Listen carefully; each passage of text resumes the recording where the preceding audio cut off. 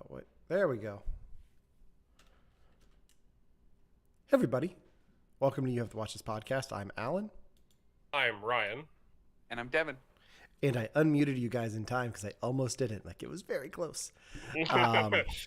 Part of my sound quality, I am still in the process of getting set up in my new dungeon, I guess. I like the vibe. You have like an exposed concrete wall and like metallic shower curtains behind you. And Yeah. it's a mood, and I'm here for it. It's not shower curtains. These are the curtains that we replaced in our new place. So these are just what I had to throw up on my, I have like a backdrop curtain thing for photography that I just threw them on. It's like, that'll cover it up for now. And it might be a permanent solution or.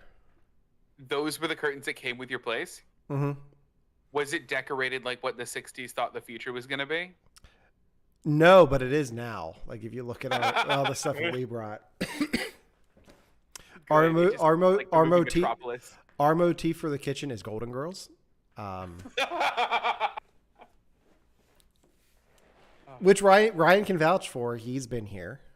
Yeah, no, the kitchen is very late 70s, early 80s. Like, definitely that time period. Yeah. I hope that was on purpose. Like, I hope you were like, you know what, this needs more Formica. And wood paneling. Don't stop the wood paneling. So yeah, that's what I've been up to. I've been moving. Most of my stuff is here now. Most of it's still in boxes. Like tonight after the show, I'm going to be building my new bookshelf that I bought exclusively for Blu-rays and DVDs. Oh, incredible. Which I hope fits near Ryan's wall. Ryan has a wall at my place because he painted it. So, how have you guys been? How have you guys been? Yeah, man, I missed you guys. I really missed you. I don't know if you saw the video I posted, but I missed you both. I don't know what to do with myself on Tuesday nights if I don't have this. I just am aimless. I wander from room to room, adrift like a sad ghost. I don't know what to do. I have no one to tell me what to watch in a week, so I just watch anything. I've been consuming so much media, it doesn't make sense. Yeah, we'll get into that here in a second. Yeah. Ryan, how have you been? Good. I completed collecting hard copies of an animated series, and I picked up 2 more Hot Wheels for my collection, so I'm doing fine. Hold on, what animated series? You can't stop there. You can talk Dragon about Ball Z. Okay. It's Dragon Ball Z. I finally have the hard copy to Dragon Ball, Dragon Ball Z, Dragon Ball GT, and Dragon Ball Super with all the movies, and I have them all laid out together in timeline order. So I finally have that all collected. So now they could wipe Dragon Ball Z off the face of the earth and not have it on any streaming service going forward. And guess what? I can still watch it. Physical media. Yep. So what's your wish? Wish? Yeah, you have the Dragon Balls. What's your wish? This was Are we- really a bad joke. No, it's not. Are you talking about the original dragon or the Namek dragon? Original. The original, The so OG. one. Yeah. Oh my god.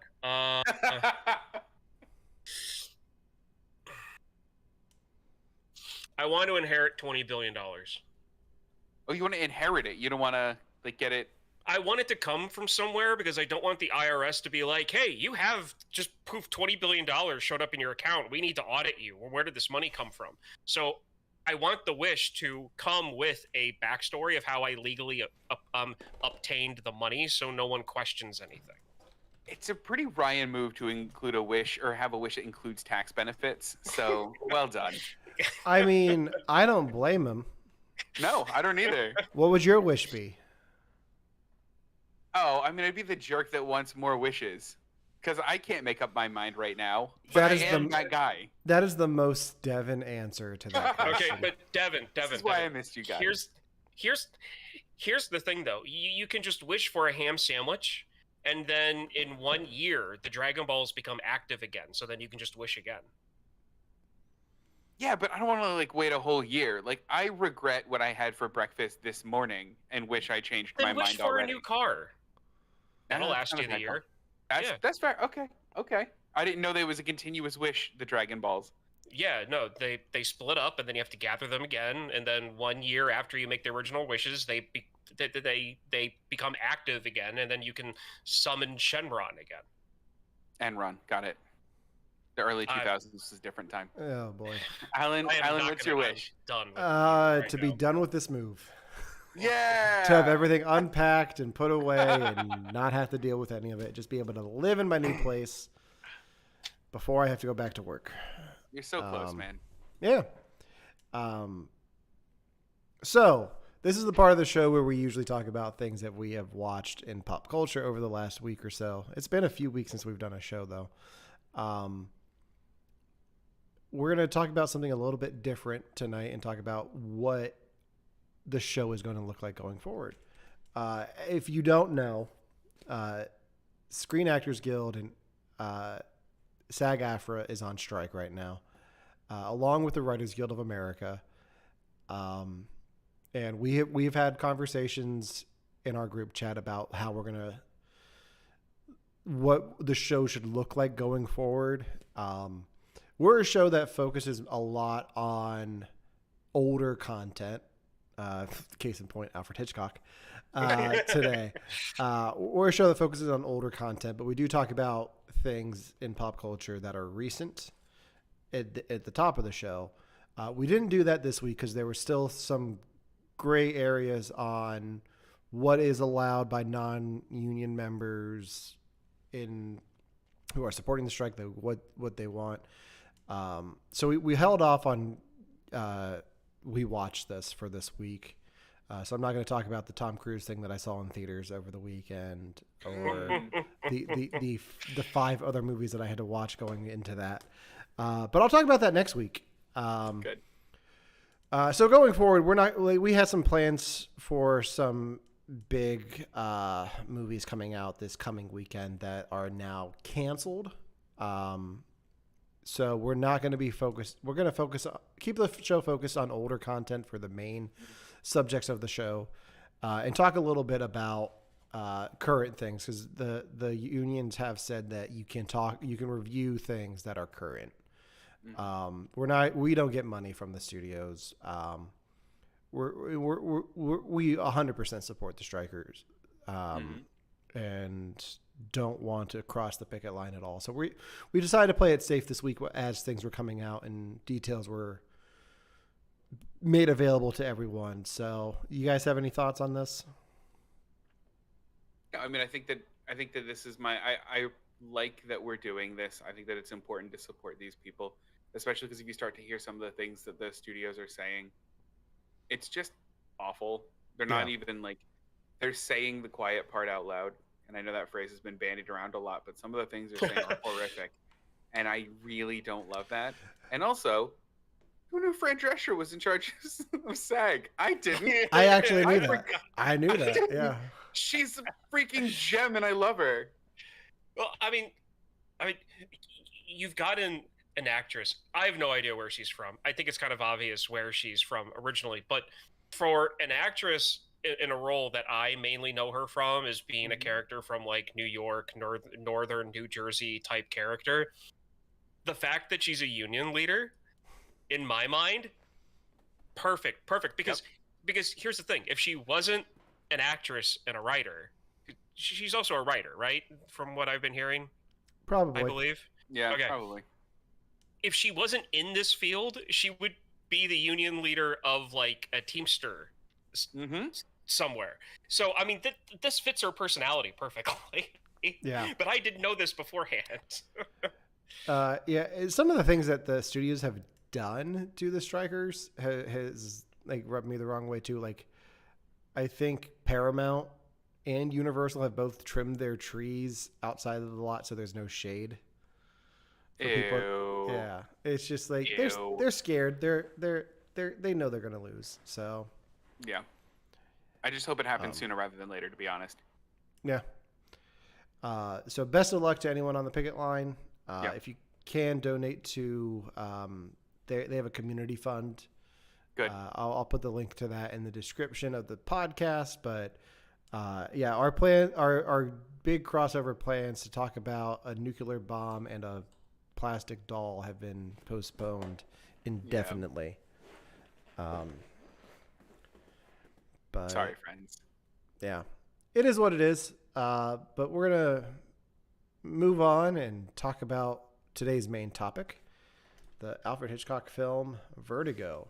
This is Ryan's pick for the week. Ryan, go ahead and take it away.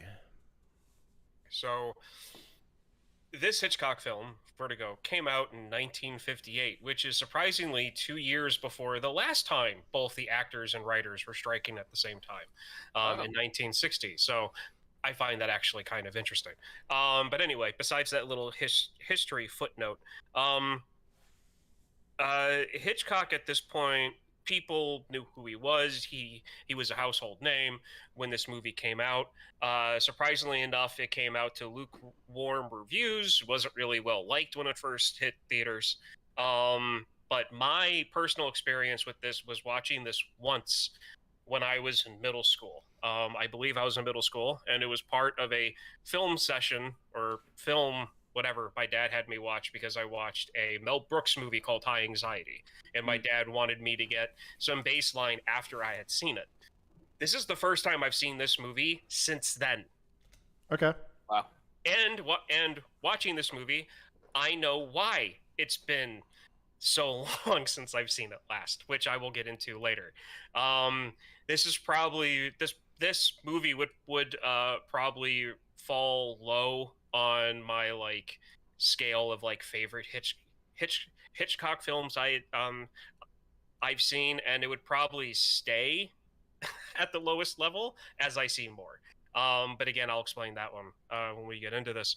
So that's my experience is with this movie. There are parts of it I really, really like. There are parts of it that I wish were done completely differently. That's my take. How about you guys? Have you heard about this before? Have you not? How was your experience with it, watching it? So I think I've told you my experience with Hitchcock in film school, which was I had 3 different film classes that all showed Rear Window, and that was it. Thankfully, that's not one that you're making us watch. So I never got to see this in a school in an academic setting. This is the first time I saw it, but I had heard of it. Like it's always listed on the list of like best Hitchcock films. But yeah, there were things about this movie that I was surprised by, and I think we'll get into that here in a bit. So. Yeah. Good. Okay. I was first introduced to this movie, oh my gosh, when I was just out of college. I had a coworker who was a huge movie buff, and he's like, if you've never seen Vertigo, you have to see Vertigo. So I had movie night at his place. He has this like huge projector, and we watched it on this like amazing like high def projector. It was incredible. And I love this movie. Zero problems with it. I mean, maybe you guys will flip me on it, but I think the whole mixed reviews thing it got was like is holding true here. I have a couple of questions about movies in that time that are super Devin questions, but I really want to know because I think I'm coming to terms with the fact that I'm just like an ignorant person sometimes, and I want to know the answer to these things. Yeah. Okay. But I love it. I really liked it. Okay. So to give a very, very basic overview, there's a detective. He develops really a fear of heights, but they call it vertigo in the movie. Those are 2 separate things. We'll get into that later. And he retires, and he is asked by a friend to follow his wife because he thinks that his wife is getting possessed by a ghost. So very Hitchcock. Yeah. And tremendous things happen in the course of that storyline. So none of my problems or issues don't come up until much later in the movie. I would say probably the last like the last third or almost like the last fourth of this movie is where most of my problems are. Up until that point, to me, this is a perfect example of Hitchcock's style. His camera angles, the way that he does, banter back and forth. It's a perfect example of it. And I love this movie from start to that later point, almost all the way through. So, Alan, you said that you had some things you wanted to talk about. Where do some of your things lie? So I think the biggest thing was I didn't know what this movie was about. So I thought it was just like him dealing with his fear of heights the whole time. Oh no! So when it's this whole big like I'm gonna follow her and then like all of that, like it's just Jimmy Stewart but being a private eye. Yeah. I was surprised by that because I was like, okay, but it's called Vertigo. Where does that play into it? And then it does. And like, oh, okay. That's it. So like that's what took me out of it. Like I just like, oh, this is not what I expected it to be. And the whole possession angle, I was like, this is weird for Hitchcock. Like, I don't know if what's going on here. And then you have that twist, and I'm like, oh, I need to rewatch it. There's a scale on the show that I don't get to use too often of how mad am I that I had to pay money to watch this. Yes. Not mad that I had to pay money to watch this. I'm mad that I have to pay money to watch it again. Okay. So my issue is, and we're just gonna fly right to the ending. Is I have a problem with anxiety when it comes to watching movies.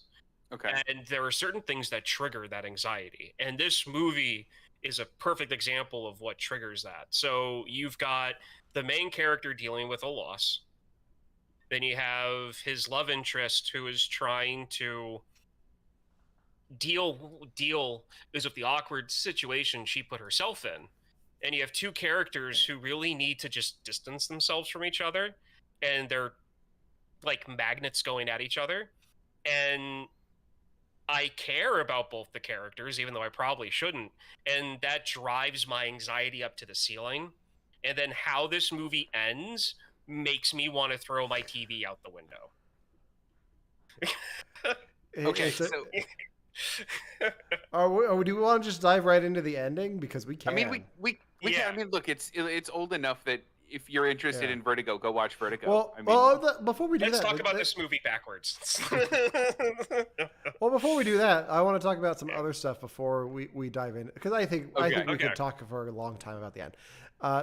One of the other things I want to talk about that caught my eye with this movie is it does a better job of establishing itself in San Francisco than any other San Francisco movie I've ever seen in my life, including The Rock. Or I think the second closest one is maybe Mrs. Doubtfire. Yeah. Oh, fair.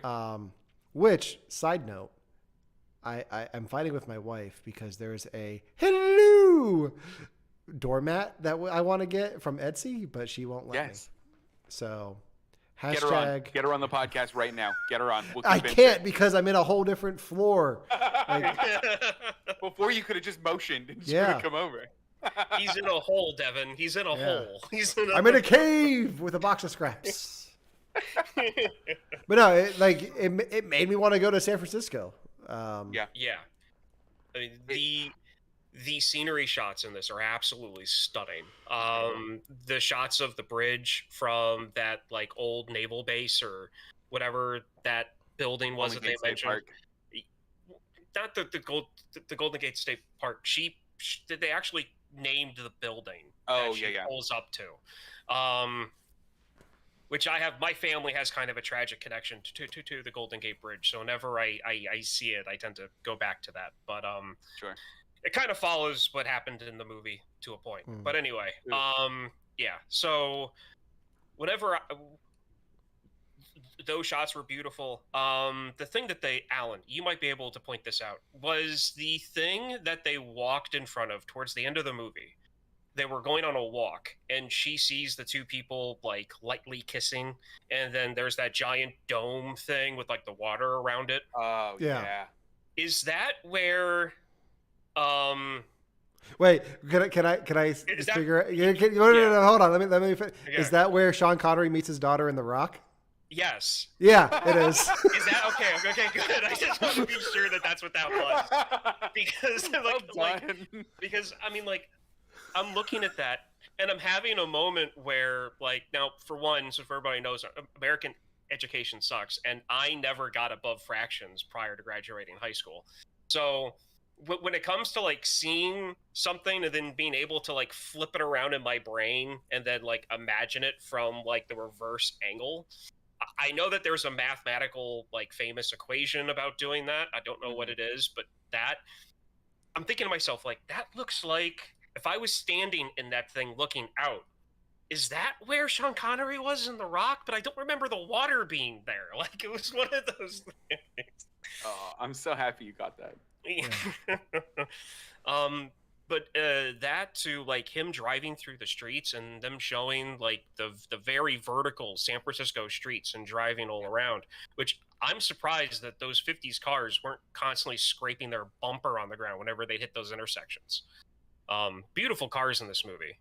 If you like 1950s cars, this is the movie for you. Like, All right. And Ryan has used up all his car talk for today's episode. There it was. Devin, before we get into the ending of this, anything you want to say? Yeah. So, I mean, first off, I agree with the how beautiful San Francisco is, because the movie does a really good job of not just going, look at how pretty the Golden Gate Bridge is. Now let's pan to this studio that we've done. Like, it actually shows you how pretty the rest of the city of San Francisco is. It's a pretty city. I love San Francisco. It's one of my favorites. But it actually has to do with something that you brought up a little bit earlier, Alan. And I want to know, because this is a dumb Devin question, so hold on to your seats. But I am genuinely curious about this. People in the 50s just talk different? Or was it like a microphone thing? Because I have never met a single person in my life that's like, but Alice, why are we going this way? Okay, no. And like, yeah. You're talking about that one specific actor, right? You're talking about Jimmy Stewart. I'm talking about everyone in this movie was basically, and then even like the lead actress in the movie was like, well, but darling. And like she just had this like stereotypic 50s voice. Both of them did. I think it's the acting style. Yeah. It is, because when it's not heightened like that, it's also very soft and like yeah. So what it was is there's that whole big transition in Hollywood where you went from silent films to talkies, and then like the performances were still elevated a bit, like you're on stage. Like there was still stage actors coming in and doing these films, and by the time you get to the 50s, that had, like the performances had changed a bit, so it wasn't quite the realistic stuff that you get now.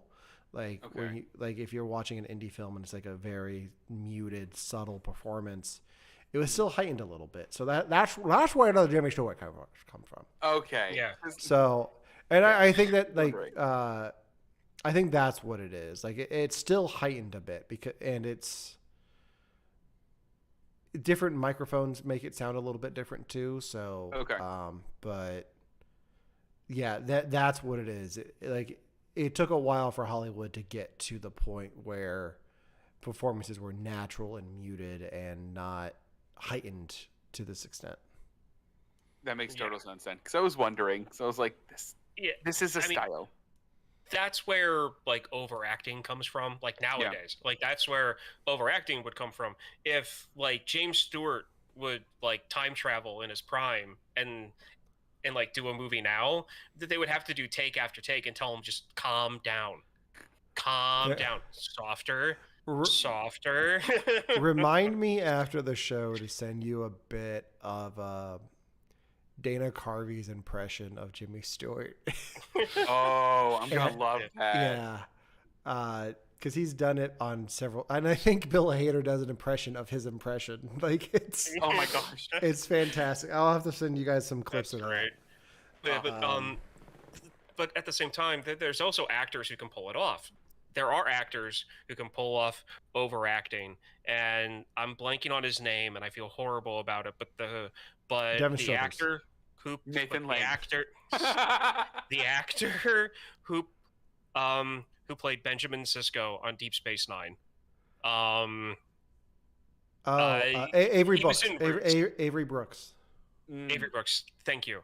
One of the reasons why I like Deep Space Nine so much, and one of the reasons why I throw my hat on him as being my favorite captain is the fact that I feel that he is the first actor I've seen in a long, long time that I would point to and say, if you're going to overact like that, because that's the way to do it.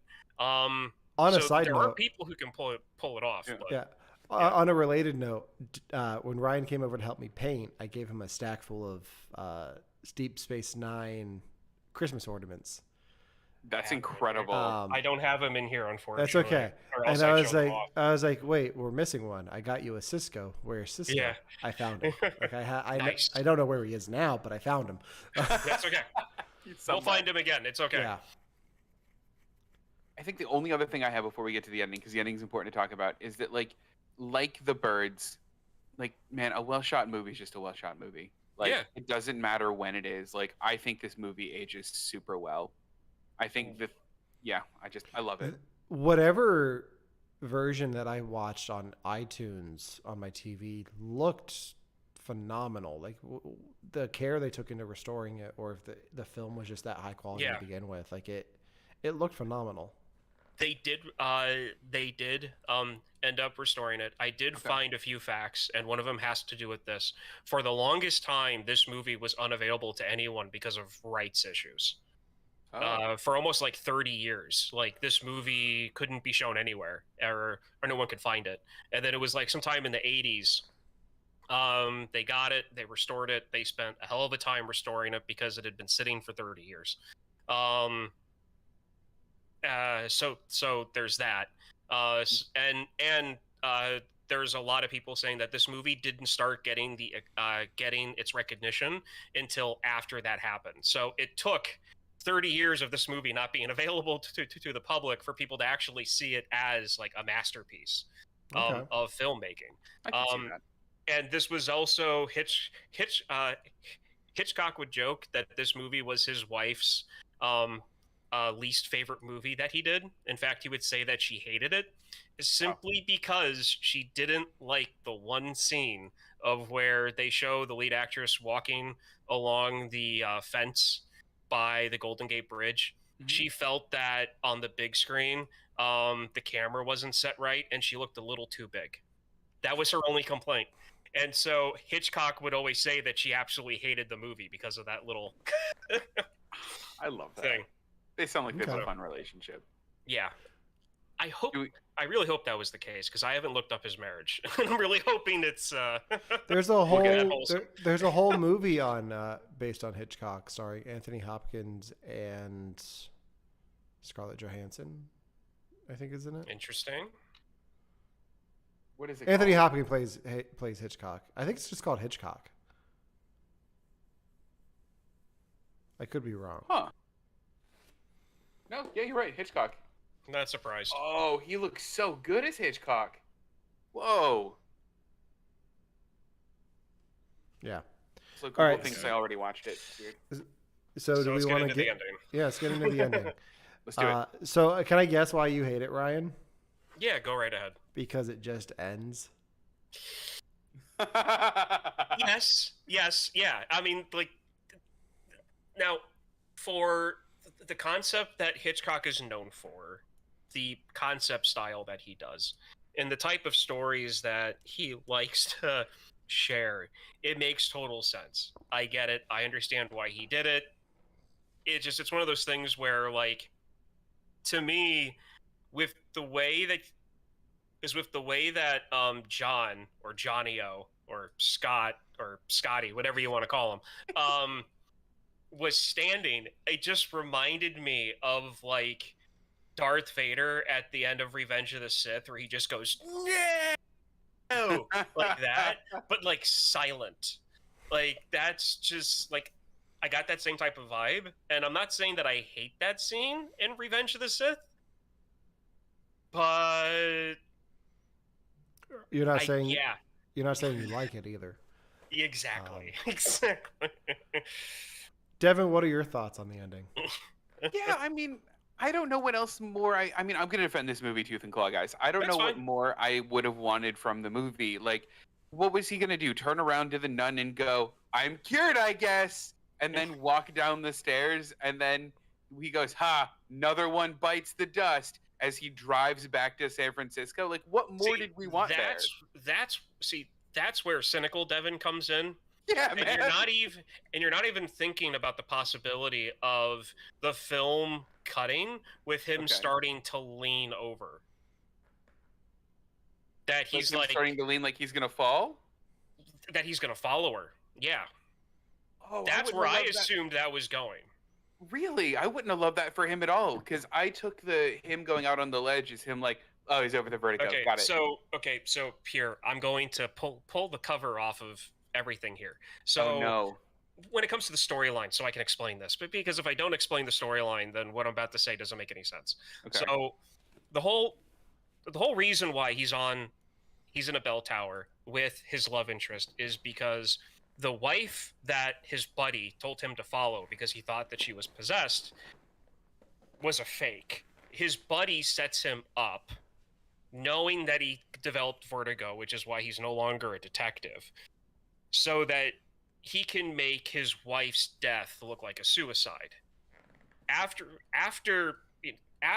this whole fiasco happens, he's on the streets of San Francisco after recovering in a mental asylum of thinking that he's just watched the woman he loved fall to her death and commit suicide. Sees this random woman on the streets who had different hair color but looked like her. There he then connects, he gets her, and being that he's still mentally distraught and mentally ill from his situation, gets her to dress up like the character that she was playing when he was following her.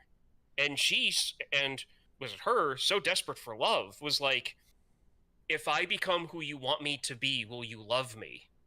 That line's actually said, and he's saying yes. So he's pretty much being a really awful human being at this moment because he's not getting the mental help that he needs not to be this person. And she's so desperate for connection that she's willing to throw away who she is to be in this relationship. And at that point, when she falls from the tower, by accident, I should say, because she was scared by this nun coming up from the top of the bell tower. I don't blame her, though, by the way. Horrific. She jumps and yells and turns and falls off the tower, which is the same tower that his buddy staged his wife's suicide using her to begin with. That he's been in a mental asylum. He's fallen in love with a woman that does not exist. He just learned this. And in fact, he learned it that morning and decided to call her out on it and drive her to the bell tower to pretty much call her out on it, because I don't care. He might be retired, but he's still a cop. He wants to, fill in the gaps and solve this mystery. And he just sees now a woman that he thought he was falling in love with. He was pretty much just obsessed with, that I would have been fine with the camera cutting, with him starting to lean forward, as in like, that's it, that's too much. Because this movie opens with him watching a cop fall to his death when that cop was trying to help him off a ledge of a building that he slipped and fell. So either that, or it were to have cut with him back in his room at the sanitarium back in San Francisco, to where he's either completely mentally broken to where he cannot function in society and he's in a mental asylum, or they show that he's about to follow to where she went off the tower. That's what I would have done. Or it cuts to him in his New York apartment in a wheelchair with a cast on his leg. That was something that I really could not get out of my mind the entire time watching this, and I'm like, now I remember why I never really went back to this, because I had seen that Christmas movie that he was in, A Wonderful Life, before seeing this as a kid, and I could not get him as that character out of my head watching this movie. So I was seeing this wholesome guy playing this like deranged cop. Yeah, it's a weird ending. Like I kind of like the shock of the ending, like because it happened so fast. Because then you're walking out of the theater and you're like, I can't believe that ending. Like it just ended. Like it's the biggest shock of the movie for me because even when they were dating the first time, I was like, something's up. Like this doesn't make any sense. Yeah. And then you get into the whole like, at what point do you think he realized it was actually her? I think it was the necklace when you put it on her. Is just the necklace? Okay. Which is honestly way too late in the game because that means up until that point he's like, I'm gonna take this woman I found and turn it into this dead woman, and like was full steam ahead with that, which like gross. Which is why I said before he didn't get the help he actually needed because it's the late 50s and they really didn't know a lot to help people in that situation. But anyway, they show 3 times at least that he sees women that do not look like her but are somewhat dressed like her, and he perks up. So as far as I'm concerned, any woman that has her shape, her hairstyle, the like shapeness of her head, whatever, he sees her right off the bat. So the fact that it is her and he gets her to re-look like what she did exactly like before, as far as he's concerned, it's just this girl that looks kind of like her, and his mind is just filling in the gaps.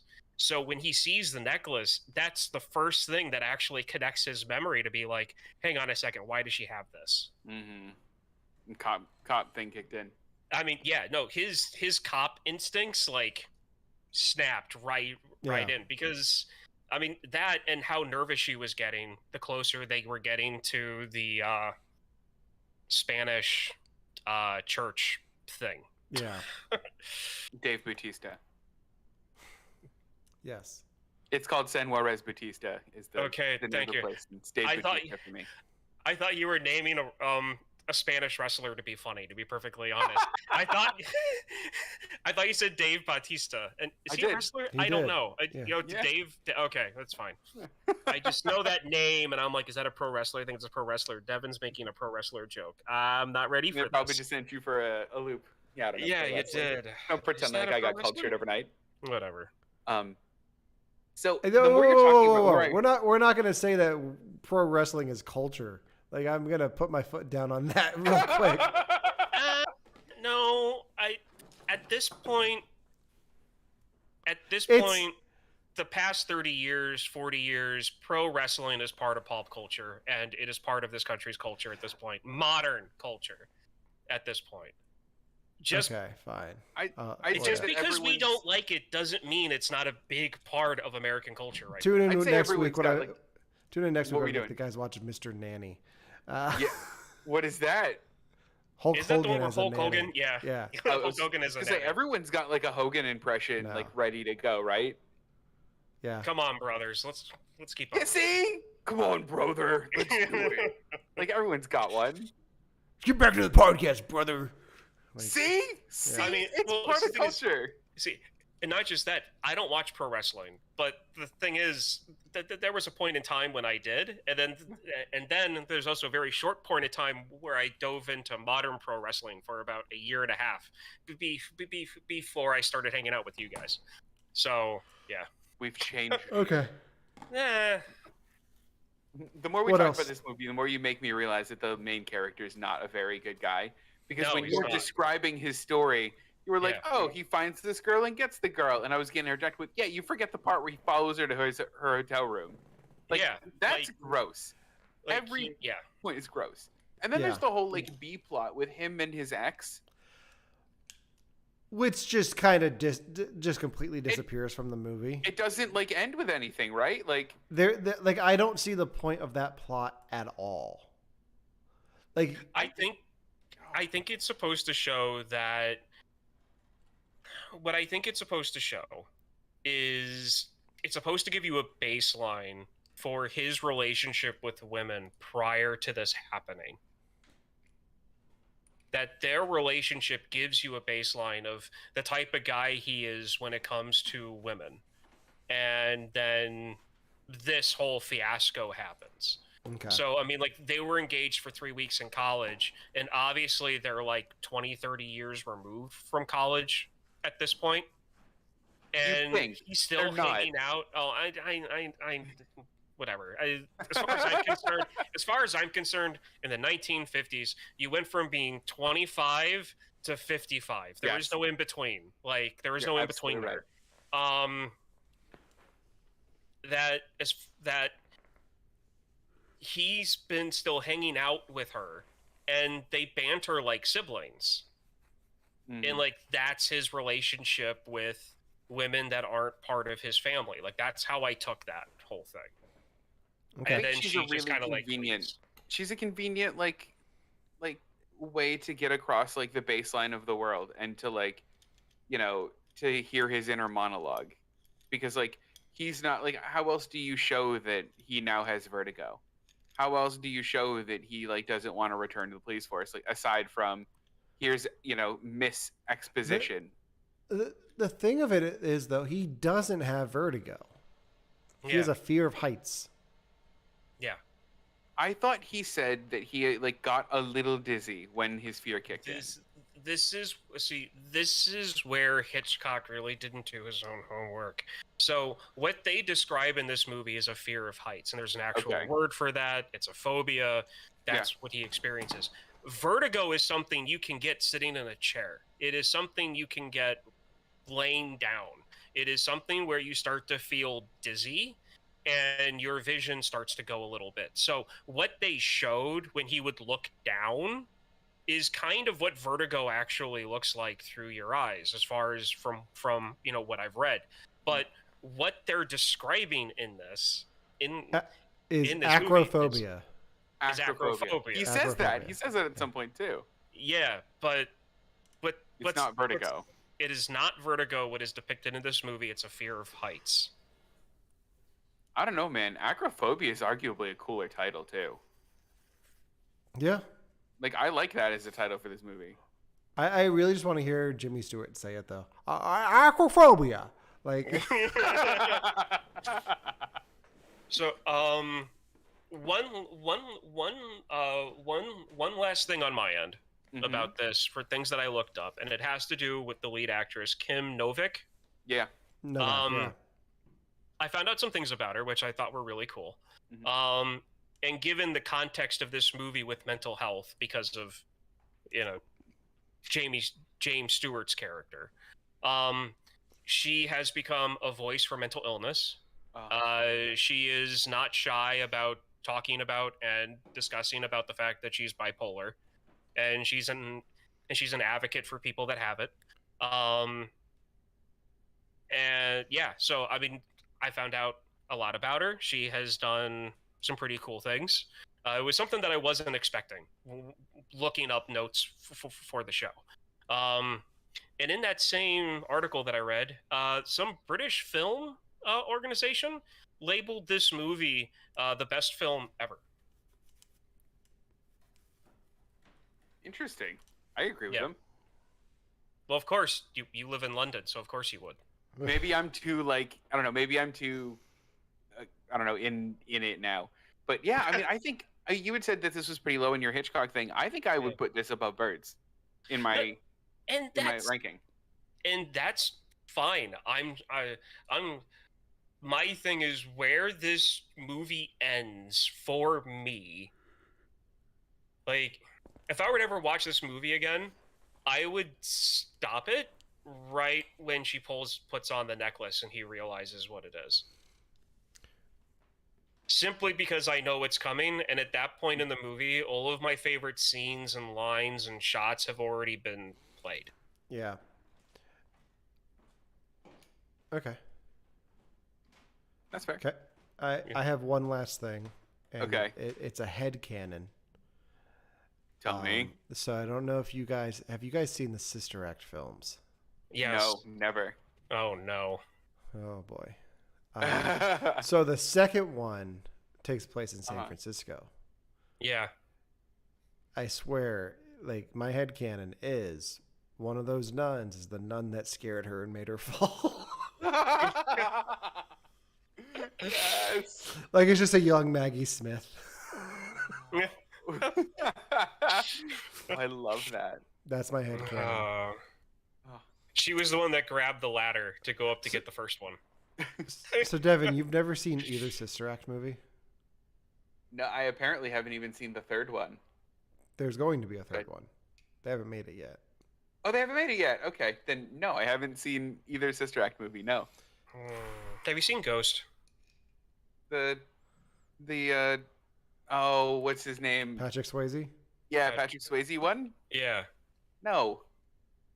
I've seen Ghost like I've seen RoboCop, where I'm like, I get it. They make pottery, and then like that's all I know about it. Oh man, you're making me question my picks for next week. Anything with Whoopi Goldberg. Just Alan, I think what you need to do is take any movie that has Whoopi in it and have us watch it, because apparently Devin hasn't seen a Whoopi movie. Have you seen the Lion King? I've seen her greatest hits. I've seen Star Trek Nemesis. I've seen Rat Race. No. Those aren't greatest hits ever. I'll give you a Rat Race. That's a good one. I've seen Lion King 1.5. That's voice acting. I think that's it. That's all I've seen of her. Okay, so well, you haven't actually seen her best movies. Okay. No, I mean, there are actors. I just skipped their whole careers. There's also a big Leslie Nielsen-shaped gap in my movie career, too. Well, movie watching career. I mean, like, if you haven't seen the Naked Gun movies, then yeah, you did miss his career. I don't know. Is he also an Airplane? Yeah, he's also an Airplane. But at the same time, there's also Leslie Nielsen fans that are yelling at me because they're probably mentioning the actual straight cop drama that he was on in the 70s and 80s before he became a comedic cop in the Naked Gun movies. Yeah, I didn't know that. Or Police Squad, the TV show. That inspired Naked Gun.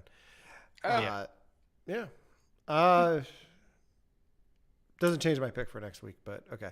Anything else on Vertigo before we wrap this up? Last one. It's such a stupid thing, but I got so nostalgic for that stupid chair that has the steps going up it. Right? Who else had the chair with the steps going up it as a kid? I didn't, but my great grandmother did. Like I know. Yeah. I think when we cleaned out the house, we found one, and it was like all rusted, and we got rid of it. But yeah. Why did we as a culture move on? What was wrong with step chair? Did you see how rickety that thing was? Yeah, but he was standing on it. Yeah, but they also would install asbestos without a mask in the 50s too. So I mean, I think my favorite thing is it had no real practical use. Like it wasn't a good chair, it wasn't a good steps, but like everyone had one. Yeah. Well, yeah, because that's what they had. Yeah, that was all. Be that prepared. was entertainment. Be prepared. Every time I see one at a antique store from now on, I'm going to send you a picture. You better. I'm so entranced. If he had the money, he would just buy it and send it to you. Every single one he'd buy. Don't tempt me. Okay. Anything else? We done? That's all I got. All right. So that does it for our review of Vertigo. Next week, I'm part of me is tempted to be like Whoopi Goldberg triple feature, and then Ryan and I just pick Sister Act 1 and 2, and then Devin has to come up with it. If you were to actually do that, I would pick Rex, the movie where she. Well, good thing we're not doing that. My pick for next week is a movie that I talked to Devin about a few weeks ago when we were at Chad's wedding. My pick for next week is So I Married an Axe Murderer with Mike Myers. Back to San Francisco, baby. Yeah, back to San Francisco. Let's just and then your next pick, Devin, has to be in San Francisco. Easy, done. Yeah, got it. So this will be our San Fran. Please, it's been years. Good. Anyway, that does it for this week's show. You can join us at Harrisburg Pop and Comic Con on August 26th and 27th. We're going to be there with our friends at Rum Runners Podcast, giving away some stuff. We've got a lot of cool things lined up for that. So come out, say hi. I'll put a link to tickets in the description. Until next time, for You Have to Watch This podcast, I'm Alan. I'm Ryan. And I'm Devin. Aquaphobia. Like.